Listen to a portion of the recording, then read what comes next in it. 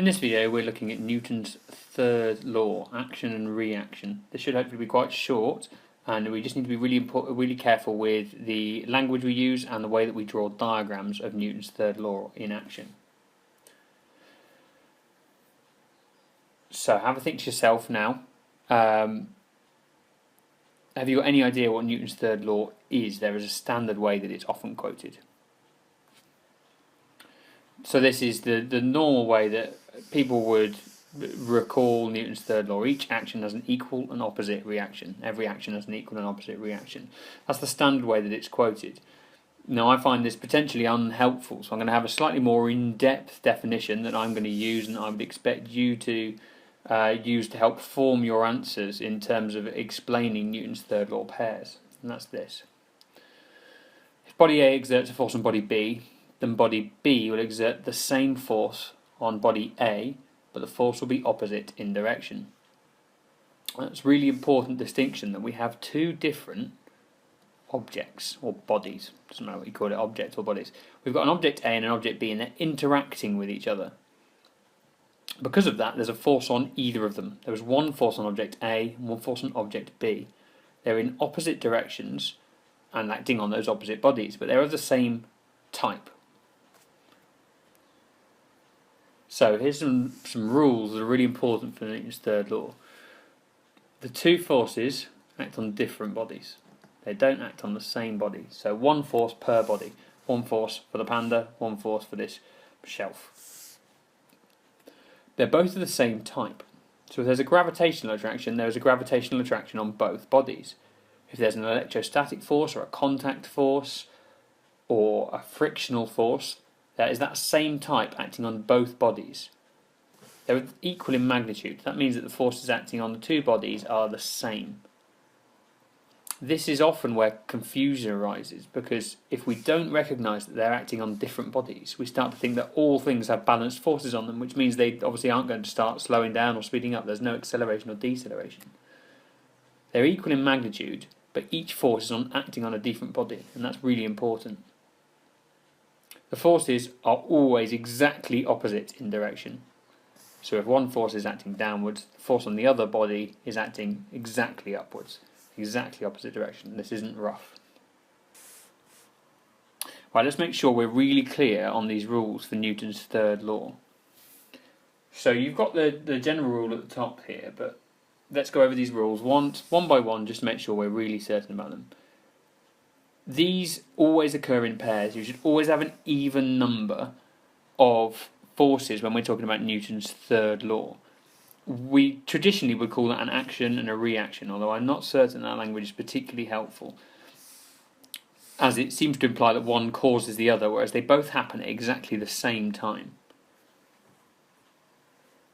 When they occur in a pair, one force occurs on one body, say object A, and the other force acts on the other body, say object B. They're both of the same type, so there might be gravitation, it might be you and the Earth, for example, that are exerting Newton's third pairs on each other, or a contact force between the chair you're sat on and you. The forces are equal in magnitude, equal in size, so the number associated with it, say 10 newtons or 100 newtons, is the same size for both of the forces. And the forces are always going to be in opposite in direction to each other, but on opposite bodies. So the force might be upwards on A and therefore downwards on B, but the forces are on opposite objects in the opposite direction. Let's look at some examples. So, we're going to go for object B as being you, object A as being the Earth. Here is a starter sentence, and I want you to think about what your response would be. Earth exerts a gravitational force on you. We traditionally call that the action. So, pause the video, write your response, or your second part to this sentence. Right, so Earth exerts a gravitational force on you. The Newton's third pair to that, because they have to come in pairs, and we've only got one force so far, and that's a gravitational force acting on you. The pair to that needs to act on the opposite body, so it needs to act on the Earth. It still needs to be gravitational. And you are exerting the force. So you will exert the same gravitational force on the Earth but in the opposite direction. So if we were assuming this force was downwards, then the reaction force would be upwards. Let's try one more. You're sat on your seat. Your object B and your object A, object B is your seat. You exert a contact force on your seat. How would you finish that sentence?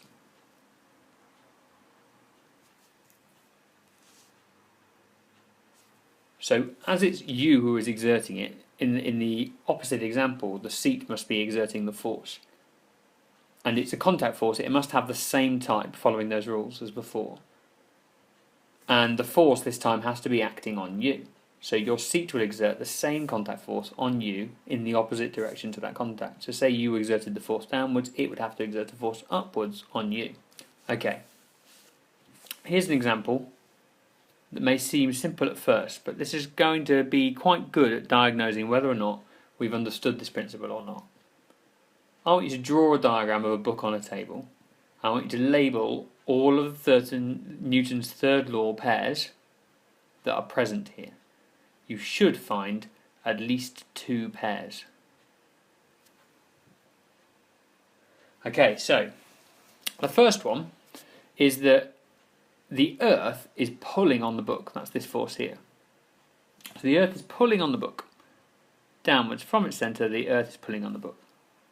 Every atom of the Earth is pulling on every atom in that book. They're both made of mass and they attract each other.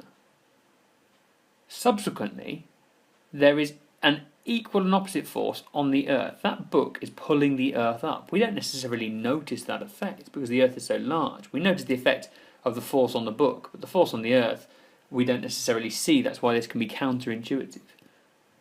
But we only get a force because of the interaction between the book and the Earth. Newton's third law tells us that there must be an equal and opposite force on the other object.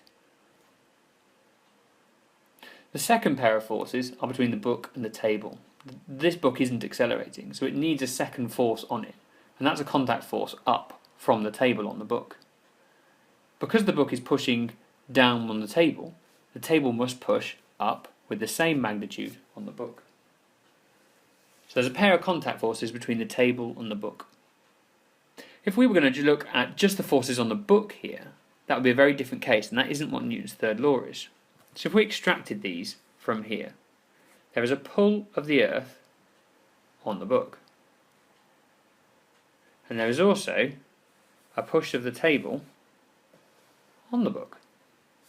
So if I was to just look at the object of the book itself, there is a gravitational pull, called its weight,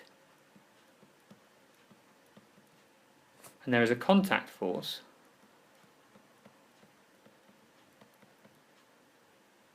from the table acting on the book. As such, it's balanced and it isn't going to accelerate. That's Newton's first law. And I don't want you to get confused between the two. So we've only got 2 forces here. Both of these forces are acting on the book. Because there are 2 forces acting on the book, there must be a pair to each one of these. This was a gravitational pair. The weight of the book is a gravitational attraction between the book and the Earth, so there must be a gravitational attraction acting on the Earth. And because the book is pushing up on the table is pushing up on the book here, the book must also be pushing down on the table with an equal magnitude force. Okay, finally, I want you to look at this diagram of this crate.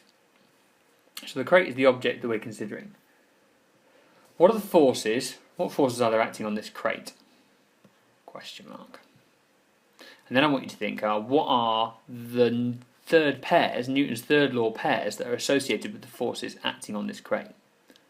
Pause this video, draw your own diagram, and then we'll discuss the answers. Right, so we have our crate, and the crate isn't going anywhere. So we know the forces on it are balanced. So we know the crate has weight.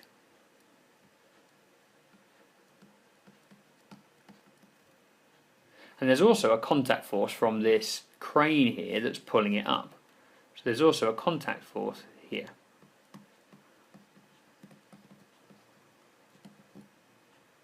Both of these forces are acting on the crate. So this isn't a Newton's third law pair. This tells us that the crate isn't going to accelerate downwards or accelerate upwards. But we need to find the Newton's third law pairs to both of these. Let's start with the weight. Weight is caused by the Earth pulling on the crate. So this force is caused by the Earth. The Earth exerts a gravitational force on the crate. So to complete our Newton's third law statement, the crate must exert a force equal in size to the weight on the other object, so on Earth, and in the opposite direction. So the Earth exerts a gravitational force on the crate. Therefore, the crate exerts a gravitational force on the Earth equal in size and opposite in direction. Now, we just need a pair for our contact force here. The crane exerts a contact force on the crate, the reason it's not falling down. Therefore, there must be an object, the other object must have a force acting on it. The other object is the crane here. So the crate must exert a contact force downwards on the crane equal in size to the contact force that the crane exerts on the crate. So there must be, just for the sake of size, I'm going to have to put it in here. There must also be a contact force acting on the crane here. So there are two forces acting on the crate. There is one force acting on the crane and one force acting on the Earth. Each of these forces acting on the crate has its own paired force with the object that was interacting with the crate. Did you manage to draw that diagram? Fantastic. If you have struggled, go back and have a look at some of those rules and check that you can describe the Newton's third pairs for each of these situations.